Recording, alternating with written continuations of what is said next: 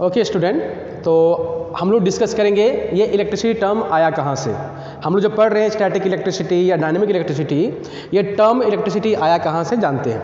The word electricity is derived from the Greek word electron which means amber. ये एक Greek शब्द है जिसका मतलब होता है एम्बर। ओके, और ये देखा गया कि जब एम्बर को हम रब करने के रब किए तो वो क्या कर रहा है, किसी ऑब्जेक्ट को वो अट्रैक्ट कर ले रहा है। What is the reason behind it, वो क्यों अट्रैक्ट कर पा रहा है, क्योंकि उसके अंदर एक चार्ज डेवलप हुआ है। ठीक है, इसलिए उसे हम लोग इलेक्ट्रिसिटी नाम से जानते हैं। ठीक है, आप देख पा रहे हैं कि एग्जाम्पल ऑफ स्टैटिक इलेक्ट्रिसिटी क्या है।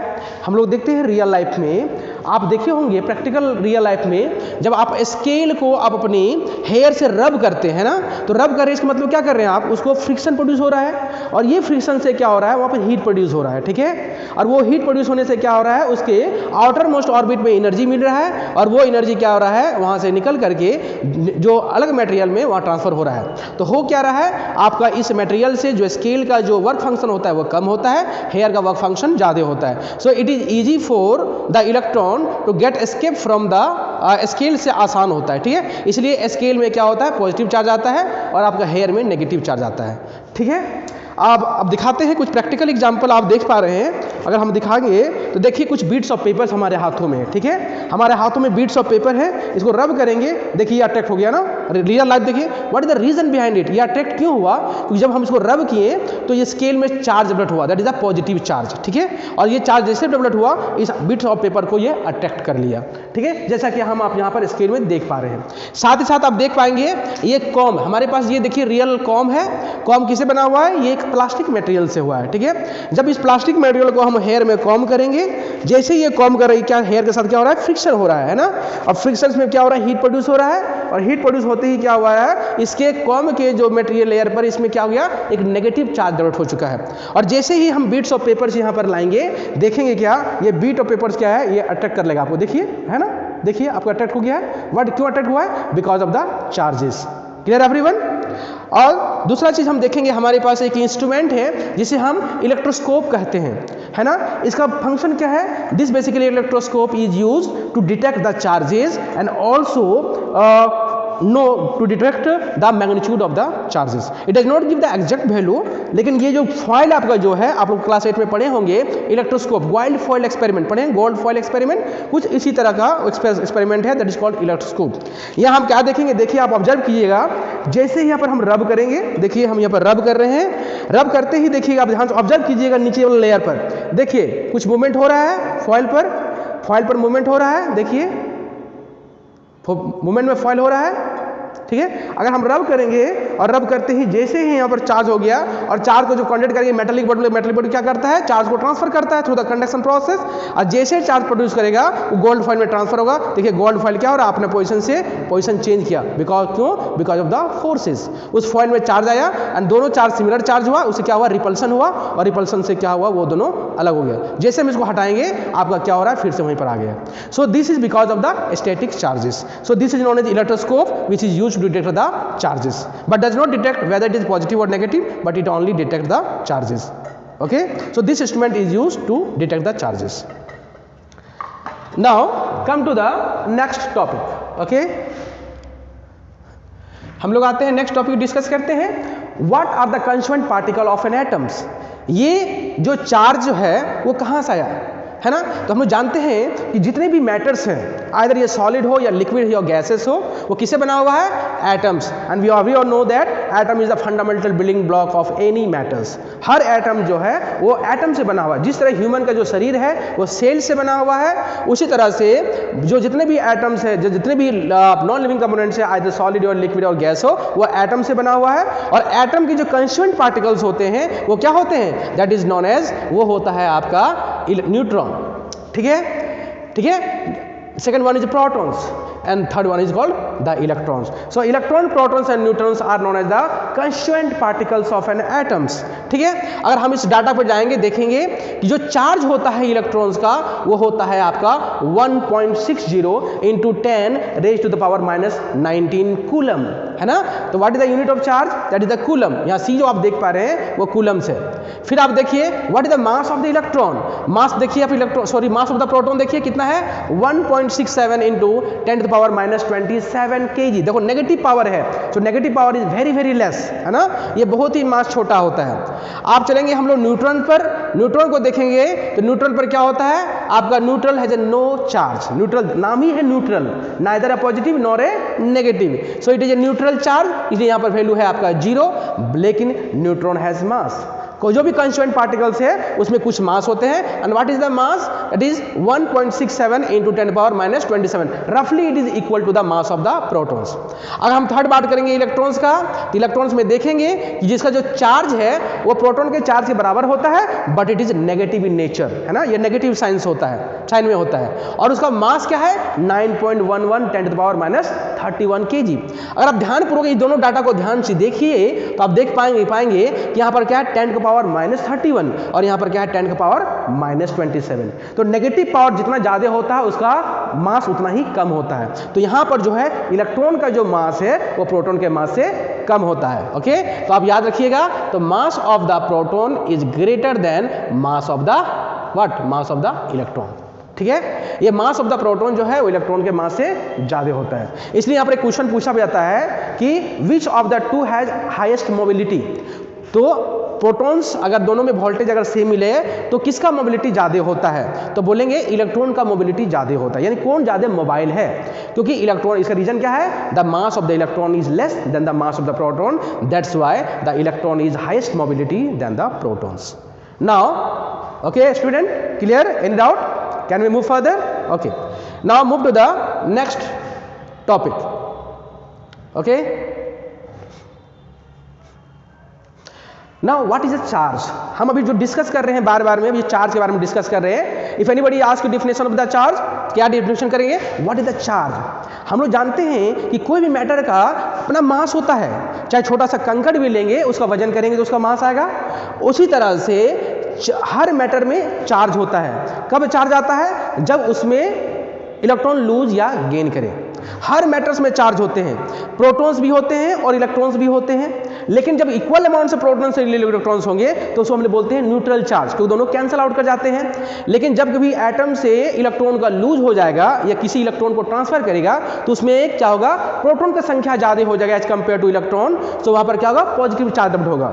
लेकिन कोई भी एटम्स में इलेक्ट्रॉन अगर हम गेन कर लेते हैं तो उस अवस्था में क्या होता है, इलेक्ट्रॉन की जो संख्या होती है वो प्रोटॉन की संख्या से ज़्यादा हो जाता है। इसलिए हम लोग बोलते हैं कि जो एटम्स इलेक्ट्रॉन गेन करेगा उसमें क्या चार्ज आएगा, नेगेटिव चार्ज आएगा। ठीक है, तो हम लोग ये पढ़ते पढ़ते समझ पा रहे हैं कि चार्ज भी कितने तरह का होता है, दो तरह का चार्ज होता है। There are two types of charges, one is called positive charge and one is called negative charge. So go through the definition of the charge. What is charge?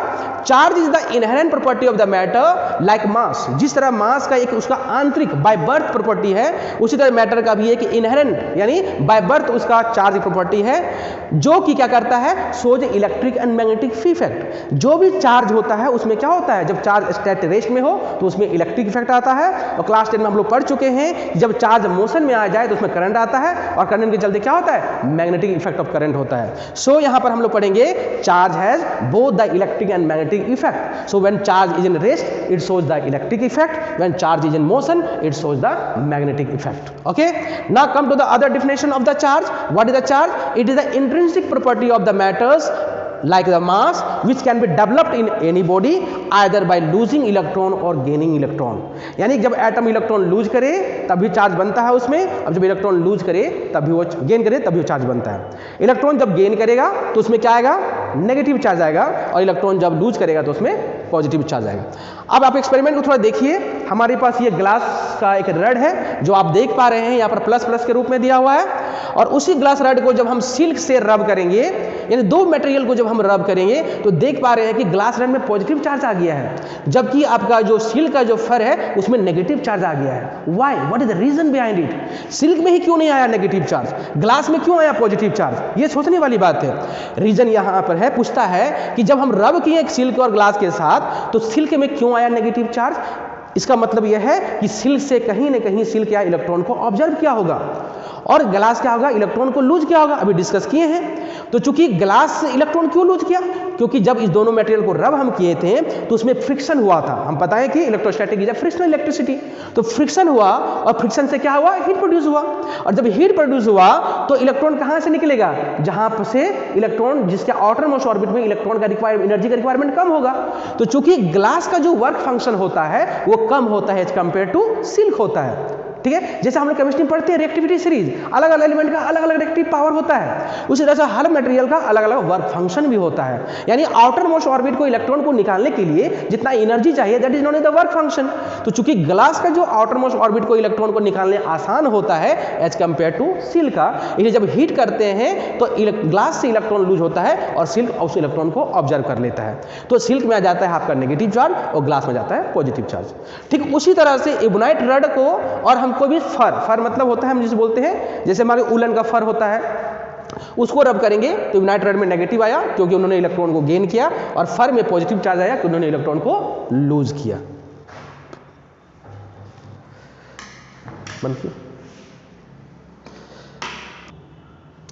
Okay student, जो अभी हम discuss किए हैं उसको हम लोग कैसे करेंगे थोड़ा पढ़कर देखते हैं। Electrons in the glass are loosely bound in it then the electron in the silk. अभी डिस्कस किए हैं वही चीज। When a glass and silk are rub together the completely loose bound electrons from the glass get transferred to the silk. As a result of which glass become the positively charged and the silk become the negatively charged. The same thing happen in this ebonite rod. Electrons in the first are loosely bound it, then the electrons in the ebonite. So when ebonite rod is or fur is rubbed together, the completely loosely bound electrons from the fur get transferred to the ebonite. So the ebonite gets will negative charge and phenol will get the positive charge. So in this way ebonite become the negatively charged and fur become the positively charged. Now move to the next topic. Okay, I have already discussed that type of charges. We have already discussed that there are two types of charges. One is called positive charge and one is called the negative charge. Okay, how the positive charge will develop? Now the positive charge will develop because of the loss of the electron. Because of the loss of the electron, है ना। जब भी बता चुके हैं जब electron lose होता है किसी भी मैटर से तो उसमें क्या होता है, पॉजिटिव चार्ज आता है। दूसरा point, protons are more than electrons, वहाँ प्रोटॉन की संख्या क्या होता है, इलेक्ट्रॉन की संख्या से ज़्यादा होता है। किसमें, जब जिस एटम में पॉजिटिव चार्ज की संख्या होगी। ओके, एंड सेकेंड इज, चूंकि उसमें इलेक्ट्रॉन का लूज हुआ है तो इलेक्ट्रॉन का मास होता है, तो जब वो इलेक्ट्रॉन लूज हुआ तो मतलब अपने साथ क्या मास भी लेके गया। इसका मतलब क्या होता है कि वो उस एटम का जब चार्ज होता है पॉजिटिव चार्ज तो न्यूट्रल एटम से उसका मास क्या थोड़ा सा कम रहता है। जितना इलेक्ट्रॉन ट्रांसफर होगा उतना ही times mass of the electron क्या होगा, कम आएगा, that is the mass will decreases. Now in the case of the negative charge, ये क्या होता है, that negative charge will develop because of the acceptance of the electrons. Electron जब accept करता है तो मुझे नेगेटिव चार्ज आता है। चूंकि वो इलेक्ट्रॉन दूसरे एटम से एक्सेप्ट किया है, इसका मतलब क्या हुआ, इलेक्ट्रॉन की संख्या ज्यादा होती है प्रोटॉन की संख्या से नेगेटिव चार्ज में। ओके, नाउ चूंकि इलेक्ट्रॉन एक्सेप्ट किया है इसका मतलब क्या है, एडिशनल इलेक्ट्रॉन का जो मास आया है उसमें क्या होगा, उसमें ऐड ऑन हो जाएगा, यानी उसमें बढ़ जाएगा। So in this cases the mass will increase. So there are the differences between the positive and negative charge on the basis of the magnitude of the charge and on the basis of their mass. Okay student, any doubt? Okay, can we move further? Okay sir. Okay, now move to the next topic.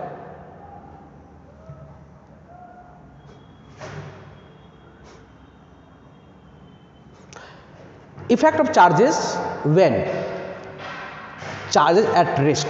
ठीक है, और ये have discuss that electrostatic is the study of the charges at rest. Okay, so when the charges is at rest, okay, when the charges is at rest it produces the electric field only. जब charge rest होता है, स्थिर होता है, एक जगह पर fix रहता है, तो उसे क्या बनता है, इसके चारों ओर इलेक्ट्रिक फील्ड बनता है। Okay, and the electrostatic force between the charges at rest. और जब एक से ज़्यादा चार्ज होता है तो दोनों चार्जेस के बीच में क्या होता है, एक फोर्स ऑफ इंट्रैक्शन लगता है depending on the nature of the charge. अभी इसके बाद हम नेक्स्ट टॉपिक लेंगे कूलम्स लॉ, उसमें हम लोग बहुत ही बेहतरीन चीज़ पढ़ेंगे कि मैग्नीट्यूड ऑफ द फोर्स कैसे निकालते हैं, कूलम्स ने कैसे निकाला था, what are the, they also derive the formula for the determination of magnitude of the two static charges, उसको हम लोग नेक्स्ट क्लास में डिस्कस करेंगे। Now electrostatic force between the two charges and rest. Okay, so this is the effect. Now when the charge is in motion, जब charge आपका motion में हो, यानी चार्ज में कुछ वेलोसिटी आ जाए, अपने पोजीशन से मूव हो जाता है, मूव करता हो, तो उससे क्या होता है, उससे इलेक्ट्रिक फील्ड भी बनेगा, साथ साथ में क्या, मैग्नेटिक फील्ड भी बनेगा। जैसा कि हम लोग क्लास 10 में पढ़ चुके हैं, मैग्नेटिक इफेक्ट ऑफ करंट पढ़े हैं ना, कि जब कभी भी कोई करंट कंडक्टर में अगर चार्ज फ्लो होता है और मैग्नेटिक कंपास को बगल में अगर हम रखते हैं, तो मैग्नेटिक कंपास में क्या होता है, डिफ्लेक्शन प्रोड्यूस हो जाता है ना। That is why, that means वही करंट कैरिंग कंडक्टर क्या होता है, एक मैग्नेट बन जाता है, और जब दो मैग्नेट को सामने हम लाते हैं तो क्या होता है, या तो उसमें अट्रैक्शन होगा या तो रिपल्सन होगा, यानी सेम पोल अगर होगा तो रिपल्सन होगा और अपोजिट पोल होगा तो क्या होगा, उसमें अट्रैक्शन होगा। That means when the charge is in motion it produces a magnetic field. But एक कॉन्सेप्ट और है कि वही चार्ज जब मूव तो करे, लेकिन उसका वेलोसिटी जब अब चेंज हो जाए तो उससे बनता है आपका, that is called the electromagnetic waves. क्या बनता है, that is called the EMW। What is the full form of EMW, that is the electromagnetic waves. जो आज हम लोग बात कर पा रहे हैं, वायरलेस कम्युनिकेशन आज मोबाइल से हो पा रहा है, it is basically electromagnetic waves. जो भी रेडिएशन अब सनलाइट से आ रहा है, अल्ट्रावायलेट हो, इंफ्रारेड हो, these are all electromagnetic waves. हमारा इस क्लास 12 के चैप्टर में एक चैप्टर भी है, chapter 7, that is the electromagnetic waves, जहां पर हम लोग पढ़ेंगे how the electromagnetic waves are produce, why, है ना, what are the characteristic of the electromagnetic of waves are produce. ठीक है, वहां पर हम लोग डिस्कस करेंगे बहुत ही विस्तृत जानकारी। तो हम कहीं ना कहीं ये चार्ज के मोशन से रिलेटेड है। ठीक है, दैट्स व्हाई टुडे आज क्लास जो है पूरा हम बेसिक और फंडामेंटल पर जा रहे हैं, कि विदाउट फंडामेंटल हम अपना अच्छा से बेस नहीं बना पाते। इसलिए हम लोग फंडामेंटल पर अच्छा स्ट्रॉन्ग करेंगे तो हम लोग कॉन्सेप्ट को बहुत ही इजीली में समझेंगे और अच्छा हम लोग करेंगे। और हमारा जो अप्रोच होगा वो बेसिकली प्रैक्टिकल बेस्ड लर्निंग होगा। जो भी पढ़ाएंगे उससे प्रैक्टिकल लिंक करके जोड़ेंगे, how this concept are really applicable in the real field, उसका इस्तेमाल कैसे होता है वो भी जानेंगे। Okay, now move to the next topic.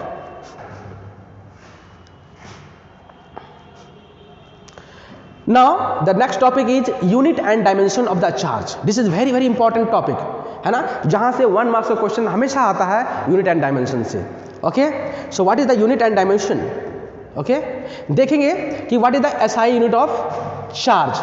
हम लोग जानते हैं जो SI को रिप्रेजेंट करते हैं चार्ज को Q से, और उसका जो SI जो यूनिट होता है वो आपका होता है कूलम। क्या होता है, कूलम, इसको बोलते हैं कूलम। ठीक है, लेकिन जब कभी भी हम लोग यूनिट को लिखेंगे सिंगल लेटर में तो हमेशा लिखना होता है कैपिटल से। क्या लिखता है, हमेशा कैपिटल लेटर से। ठीक है, सो SI unit of charge, SI unit of charge is coulomb, है ना। तो इसके बाद में हम कूलम्स लॉ पढ़ेंगे। उन्होंने ही इसके बारे में जो force between the 2 point charges के बारे में दिया था, ठीक है, उसी के नाम पर ये चार्ज के यूनिट को रखा गया है, that is the coulombs. Okay, we know that the formula of charge, what is the formula of charge, Q equal to I into T, है ना। So if you want to know about the dimension of the charge, कैसे निकालेंगे dimension का charge, तो हम जानते हैं current का यूनिट क्या होता है, एम्पियर। क्या होता है, this is the ampere. And what is the unit of time, that is the T। Okay, this is the T। So the dimension of the charge is 80। और जब कभी भी हम लोग डायमेंशन लिखेंगे चार्ज का, जब कभी, तो हमेशा लिखेंगे बिग ब्रैकेट के अंदर में लिखना होता है। Okay, so the dimension of the charge is 80, है ना, 80। Now next topic is quantity, that is the what type of quantity. हम लोग पढ़ चुके हैं, there are 2 types of quantity, one is called scalar quantity और एक होता है वेक्टर क्वांटिटी, और एक क्वांटिटी होता है टेंसर क्वांटिटी, वो आपका हायर स्टडीज का है, वो डिस्कस नहीं करेंगे। अभी हम लोग बात करेंगे scalar quantity. What is scalar quantity, scalar quantities are those quantity which has only magnitude but no direction, and scalar quantities are added according to the algebraic method, है ना। अलजेब्राइक में जैसे हम लोग 2 + 2 जोड़ते हैं, उसी तरह से हम लोग स्केलर क्वांटिटी को जोड़ते हैं। तो चूंकि स्केलर चार्ज एक स्केलर क्वांटिटी है, तो चार्ज क्या होता है, it is added like a algebraic method, है ना। जैसे चार्ज आपका है Q equal to 2 coulomb, erase कर लेते हैं पहले इसको।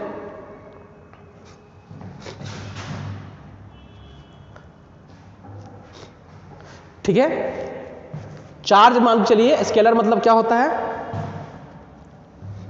Okay, so Q equal to दिया है 2 coulomb and Q2 equal to दिया है 5 कूलम। सो Q टोटल कितना हो गया, Q total equal to Q1 plus Q2। Simple जैसे मैथ में जोड़ते हैं वैसा जोड़ना है। तो यहाँ पर आपका हो गया 2 कूलम प्लस 5 कूलम, है ना, which is equal to that is 7 coulomb. तो जिस तरह हम लोग मैथ में सिंपली मैथ का नंबर जोड़ते हैं, उस तरह हमको इसमें जोड़ना है, because charge is a scalar quantity.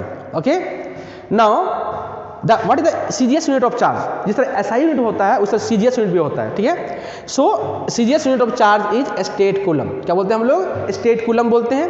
दूसरा उसी का और दूसरा फॉर्म है ESU, known as electrostatic unit, and third is called the franklin. These are all the same unit of same CGS unit of the charge, okay, and we have 1 Faraday equal to 96500 coulomb.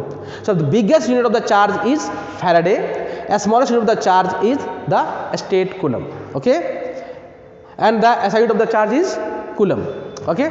There are some unit of charge that can be measured in millicoulomb, microcoulomb and nanocoulomb.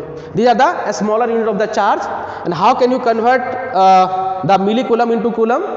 So take a look. हम लोग यहाँ लेते हैं एक look, okay. Now 1 millicoulomb, this is the representation of 1 millicoulomb equal to 10⁻³ coulomb, है ना। यानी जब कभी भी मिलीकूलम में होगा, if you want to convert into coulomb multiplied with 10⁻³।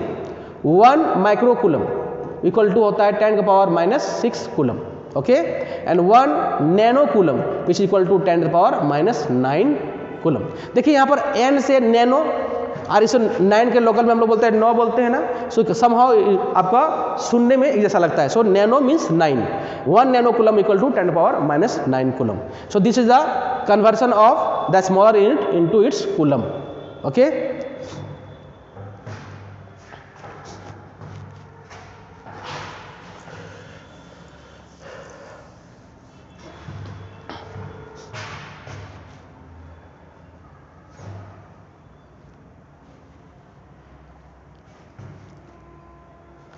Now the last topic of the today's discussion, that is the properties of the charge, है ना। तो what is the properties of the charge?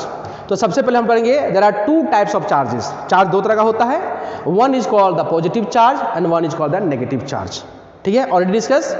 The second property of the charge is the same charge, यानी like charges repel and unlike charges attract. यानी अगर positive and positive charge हो और negative और negative यानी दोनों सेम चार्ज हो तो उसमें क्या होता है? रिपल्सन होना। दोनों के बीच में क्या होता है? रिपल्सन, एक दूसरे से दूर जाता है। और अगर वो चार्ज अपोजिट नेचर का हो, यानी एक प्लस हो और एक नेगेटिव हो, तो उसमें क्या होता है? अट्रैक्शन होता है, दोनों चार्ज सामने की ओर आता है। So this is the second property of the charge, that is like charges that is और the same charges repel each other and unlike charges or dissimilar charges will attract each other. I have already discussed that charge is a scalar quantity, है ना। जैसा math में हम लोग add करते हैं उससे चार्ज का क्वांटिटी को भी हम लोग ऐड कर सकते हैं। सो it is a scalar quantity, it has only magnitude but no direction. Fourth point is charge is additive in nature. Charge is always additive in nature, है ना। अकॉर्डिंग टू द साइन आप उसको जोड़ सकते हैं। एग्जाम्पल के तौर पर 2 coulomb plus 5 coulomb minus 3 coulomb, जैसा हम लोग मैथ में एडिशन करते हैं उसे करना है। 2 + 5 how much? 7 coulomb, 7 - 3 that is the 4 coulomb.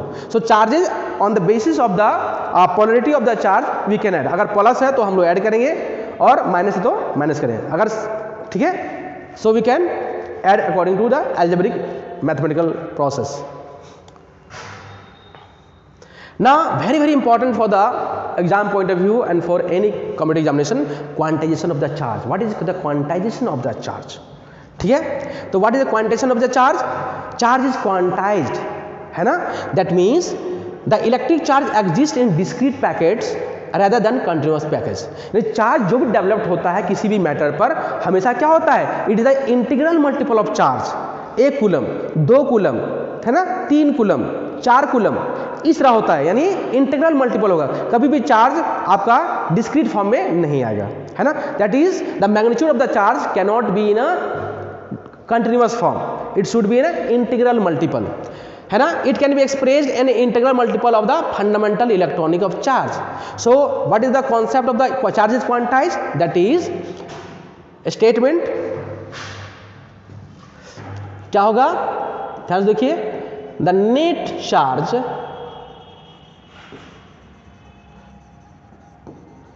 developed on a body is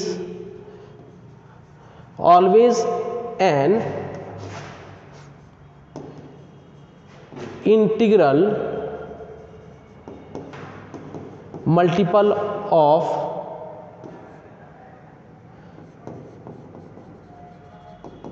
electronic charge. इसका मतलब क्या फॉर्मूला हो गया, that is total charge is equals to plus minus n into e. यानी किसी भी बॉडी पे जो चार्ज डेवलप्ड होगा वो इलेक्ट्रॉन के चार्ज का हमेशा इंटीग्रल मल्टीपल पे होगा, है ना। इसका मतलब n जो होगा, जो वैल्यू आएगा, यानी ध्यान से सुनिए, जब कभी टोटल चार्ज को अगर हम उसके इलेक्ट्रॉनिक चार्ज से भागा कर देंगे तो मेरा क्या आएगा, n आएगा। और ये जो n होगा वो हमेशा क्या होगा, इंटीजर होगा। कैसा होना चाहिए, इंटीजर। और इंटीजर क्या होता है, there are two integer, one is called positive integer and one is called negative integer. So n में भी +1 -1 +-2 +-3 +-4, मतलब ये नेगेटिव होगा जब नेगेटिव चार्ज होगा और n का वैल्यू पॉजिटिव होगा जब ये पॉजिटिव चार्ज होगा। That is the integral multiple of charge. n can not be the fraction, कभी भी जो n का जो वैल्यू आएगा वो फ्रैक्शन में या डेसिमल में नहीं आ सकता है। यानी किसी भी बॉडी पे जो चार्ज जो डेवलप्ड होगा वो हमेशा क्या होगा, इलेक्ट्रॉनिक चार्ज के हमेशा इंटीग्रल मल्टीपल पे होगा। That is the value of n should always be in the form of 1 2 3 4 5, it can not be in the form of decimal और fraction. Understood everyone? Okay, that is known as the quantization of the charge. ठीक है, लेकिन एक research अभी चल रहा है recently, the existence of quark of charge. ठीक है, दैट इज चार्ज जो इलेक्ट्रॉन का एक चार्ज है उसमें भी देखा जा रहा है कि सब पार्टिकल चार्ज का, जैसे हम लोग बोलते हैं क्वार्क ऑफ चार्ज, और क्वार्क का वैल्यू क्या होगा, 1/3 और 2/3 ई होगा। और इस पर अभी एक पोस्टुलेशन है, अभी एक धारणाएं चल रही है, अभी एक्सपेरिमेंट फेज में है, अभी अब रिसर्च कंप्लीट नहीं आया है, एक्सपेरिमेंट है ना, प्रूफ नहीं हो पाया है, इस पर रिसर्च चल रहा है। अगर फ्यूचर में अगर ये आता है, रिसर्च वैलिड होता है, तो हम लोग स्मॉलेस्ट यूनिट ऑफ चार्ज को क्या बोलेंगे, हम लोग क्वार्क्स ऑफ चार्ज बोलेंगे। अभी तो स्मॉलेस्ट यूनिट ऑफ चार्ज क्या है, that is the electronic charge. ठीक है, लेकिन अगर उससे भी रिसर्च चलेगा तो लेटेस्ट बाद में भी आपका रिसर्च 100% सही रहा तो 1/3 और 2/3 ऑफ इलेक्ट्रॉन्स आएगा, जिसे हम लोग क्वार्क्स ऑफ चार्ज कहेंगे। Okay, now move to the next topic, it is very very important.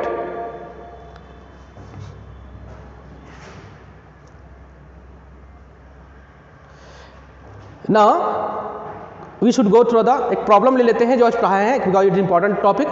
Which of the following charge is not possible, इसमें से कौन सा चार्ज जो है वो पॉसिबल नहीं है। सब ठीक है, तो सबसे पहले करेंगे, यहाँ पर ध्यान से देखिए, लिखा है 6.4 × 10⁻⁻19 कूलम। ठीक है, तो पहले विच of the following charge is not possible जो नहीं है। ठीक है, तो करना क्या है, जो गिवन जो चार्ज दिया हुआ है ना, गिवन जो चार्ज दिया हुआ है, जैसे मान चलिए आपका ए में दिया हुआ है 6.4 × 10⁻⁻19 कूलम। इसको क्या करना है, हम पढ़े अभी Q = N × E। ओके, ये गिवन चार्ज है, तो 6.4 × 10⁻⁻19 coulomb divided by electronic charge 1.60 × 10⁻⁻19 equal to क्या आना चाहिए, n आना चाहिए।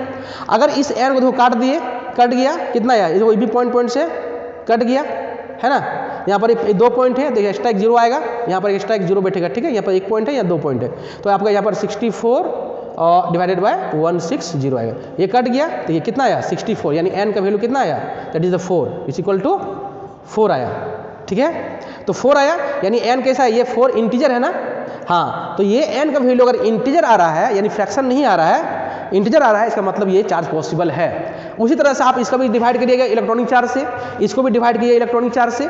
अगर डिवाइड करने पर अगर ये आपका जो n का वैल्यू अगर पॉजिटिव इंटीजर में अगर आ रहा हो या नेगेटिव इंटीजर में आ रहा हो, फ्रैक्शन में नहीं रहना चाहिए, फ्रैक्शन में अगर आएगा तो पॉसिबल नहीं है, और n का वैल्यू अगर इंटीजर में आया दैट मीन्स पॉसिबल है। तो फर्स्ट में देखिए, हम आपको टेस्ट करके देखें, तो यहाँ पर n का वैल्यू कितना आया, n का वैल्यू यहाँ पर 4 आया है, that means this charge is possible, ये चार्ज पॉसिबल है। लेकिन what is the charge is not possible. ठीक है, तो 1 बाय 1 हम चेक करेंगे और देखेंगे किसमें n का वैल्यू जो है फ्रैक्शन में आ रहा है, जिसमें फ्रैक्शन आएगा वो चार्ज पॉसिबल नहीं होगा। ठीक है, how many electrons are transferred for charging a body to 10 millicoulomb. किसी भी बॉडी को अगर हम 10 मिली कूलम तक चार्ज करना है तो उसमें कितना इलेक्ट्रॉन को ट्रांसफर करना पड़ेगा। ठीक है, इस क्वेश्चन को लेते हैं।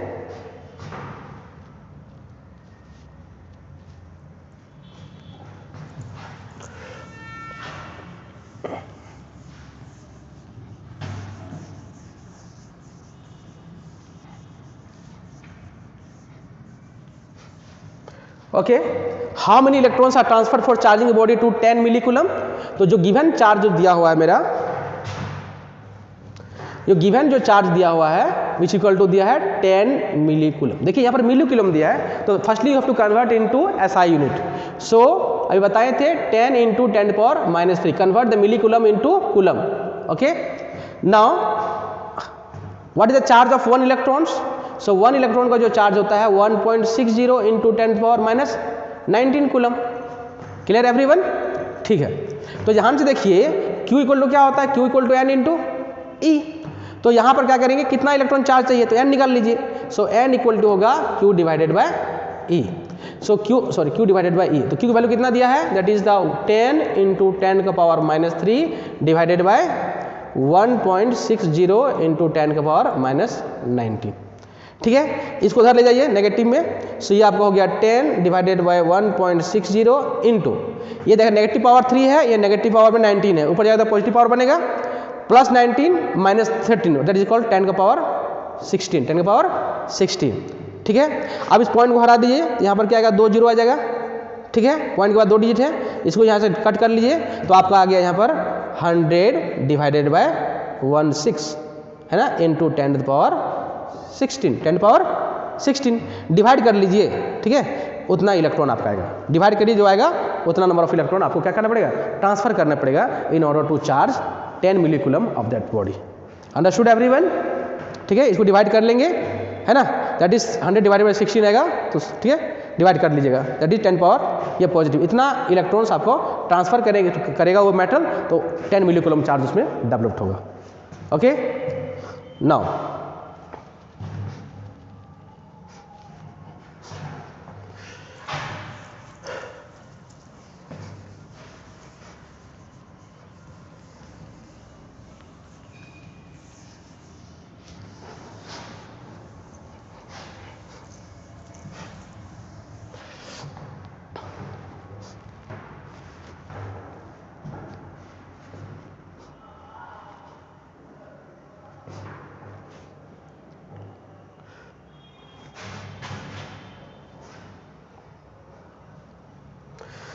now conservation of the charge, the last topic of this discussion, that is the conservation of the charge. अब हम लोग पढ़े हैं conservation of energy, that is energy can neither be created nor destroyed, it can only be transformed from one form of energy to another form of energy. In the same way charge can neither be created nor destroyed, ठीक है, it can only be transferred from one body to another body, that is the algebraic sum of all the positive and negative charge in any isolated system remains constant. यानी किसी भी system पर जो total number of charge है, positive और negative charge का जो total sum है वो हमेशा क्या होता है? कांस्टेंट रहता है, ये फिक्स रहता है। ठीक है, वो चेंज नहीं होता है। ठीक है, तो जैसे देखिए when a glass rod is rubbed with silk, जब हम ग्लास रॉड को सिल्क से रब किए थे तो हुआ क्या था? सिल्क में नेगेटिव चार्ज आया था। ठीक है, अपीयर्स हुआ था, and equal amount of positive charge appears on the glass rod, और equal amount of positive charge क्या हुआ? ग्लास रड में अपीयर हुआ। तो हुआ क्या कि सिस्टम से, यानी ग्लास रड और स्टील का जो रब करने से पहले जितना चार्ज था दोनों का, सिस्टम का रब करने से पहले का चार्ज और रब करने के बाद का चार्ज, अगर दोनों को जोड़ेंगे तो देखेंगे कि total amount of charge before the rubbing and total number of charge after the rubbing remains the same, and this is known as the conservation of charge. ठीक है, and this charge cannot be changed with the motion of the charge particle. Charge particle में अगर velocity आ जाए, motion आ जाए, तो उस particle के charge में कोई अंतर नहीं आता है, वेरी नहीं होता है। एंड ठीक है, that is the charge can not be changes due to the change in the velocity of the charge particle. ठीक है, so the algebraic sum of, हम लोग ये भी देखते हैं कि कोई भी रिएक्शन जब होता है तो रिएक्शन से पहले में जो टोटल नंबर ऑफ चार्ज और रिएक्शन में बाद में total number of charge remains the constant. ठीक है, and this is known as the conservation of charge. ठीक है, that is charge can neither be created not destroyed, it can only be transform from one body to another body. That is the total charge of a system before the rubbing and total charge of the system after the rubbing remains the same, that is the constant और conserved. Now come to the last topic, that is the assignment question, and this is for all of you. आज हम लोग जो discussion किए हैं उसको last है topic, there are important question you have to गल से करके आएंगे। If anybody have any doubt you have to ask in the next session. That is what do mean by quantization of the charge. I will discuss tomorrow today how many electrons get transferred for charging a neutral body to 15 coulomb. Quantization of charge से क्या समझते हैं, और एक neutral body को अगर 15 coulomb charge हमें करना है तो उसमें कितना इलेक्ट्रॉन हमें ट्रांसफर करना पड़ेगा। ठीक है, the second question is when rubbing a silk with a glass rod which body will acquire positive and negative charge. कोई भी अगर हम सिल्क का मटेरियल से ग्लास रड को रब करेंगे तो किसमें पॉजिटिव चार्ज आएगा और किसमें नेगेटिव चार्ज आएगा, और ऐसा क्यों, एक्सप्लेन करना है। And third question is right 2 practical example of static electricity. अपने रियल लाइफ में जो आप देख रहे हैं स्टैटिक इलेक्ट्रिसिटी जहां पर चार्ज रेस्ट होते हैं, उसका प्रैक्टिकल एग्जांपल 2 हमें लिख के लाना है in your copy. Okay, so that's all for today student. Okay, if anybody have any doubts, ठीक है, आप पूछ सकते हैं, और आप जाइए गो थ्रू करिए चैप्टर में। कल अगर if any doubt you have to ask me. Okay, now that's all for today. Thank you and have a nice day.